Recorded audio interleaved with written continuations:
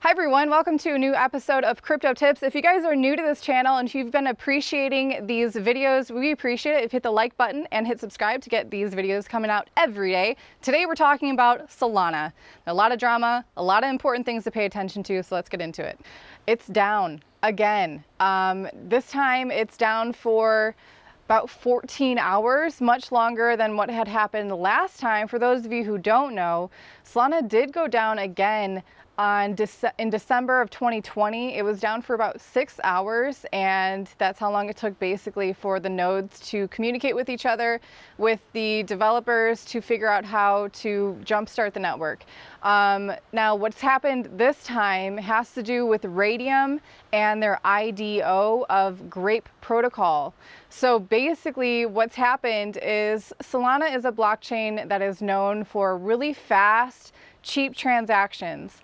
And that can be a good thing. It can also, as we're seeing, maybe it's a certain trade-off that we're seeing with this fast blockchain is the reason why any blockchain has transaction fees is to prevent spamming of the network, to prevent the nodes of being overwhelmed of the activity on the network. And with Solana being able to transact so quickly and so cheaply, I think a lot of people like to use bots for things like IDOs, which is what happened with Grape Protocol on Radium. Basically, it's a coin offering, and if you have a bot, you can get a lot of these coins very quickly, very easily if you can utilize that technology.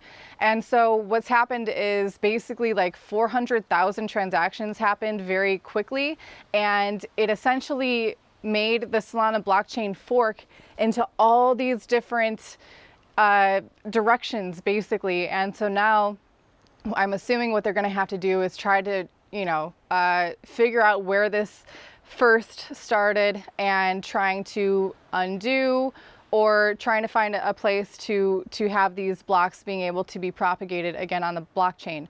So it's been down for quite a while, 15 hours about roughly. As much faith as Toby and I have in the technology of Solana, we've been talking about it since April now for many months, and we are invested in it actually before that as well. It's a new way of implementing blockchain technology, trying to be super fast, super cheap to accommodate the masses and the types of transactions that they can accomplish cheaply. But the other side of that sword, it's a double-edged sword. The other side of that is that it makes bots very cheap to potentially spam the network, whether maliciously or non-maliciously. It can overwhelm the network as well. It is a young blockchain, about a year old, especially Radium was only around since February of this year. Not to mention Solana is still in its beta phase, so it's still in its testing phase.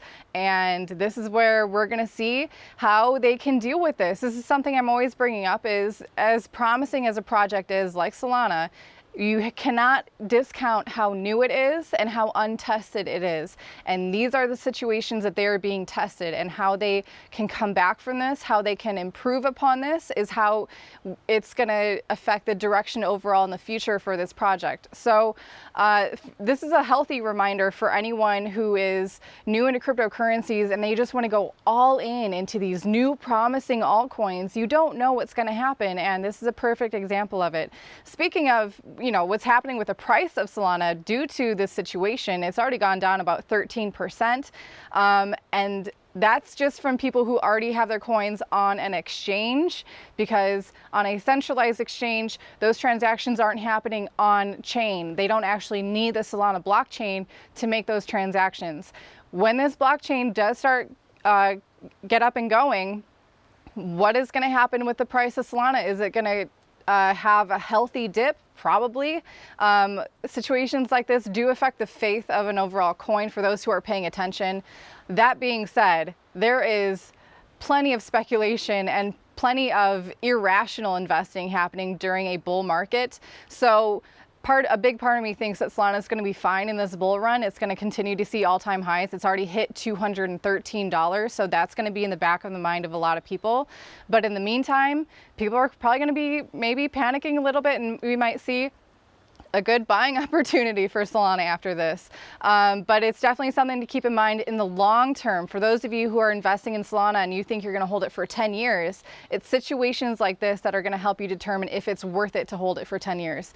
That being said, in the short term, I think it's going to do just fine in this bull run. I think it's going to continue to be the darling because it's already had a 6-hour downtime and it's still done this during a bull run. So we're always keeping our eye on stuff like this. We wanted to give you a heads up on our perspective on the situation. And if you want to know exactly what we're doing with our cryptocurrencies and why, if we're buying them, if we're selling them, what our portfolio looks like, I encourage you to check out our Patreon group. It's patreon.com/cryptotips. A link to it is also available for you down below in the video description. It's going to wrap it up for today, for this video today, guys. If you guys enjoyed this, hit the like button, hit subscribe, and get your daily fix of all things crypto with Crypto Tips. Anyway, see you later.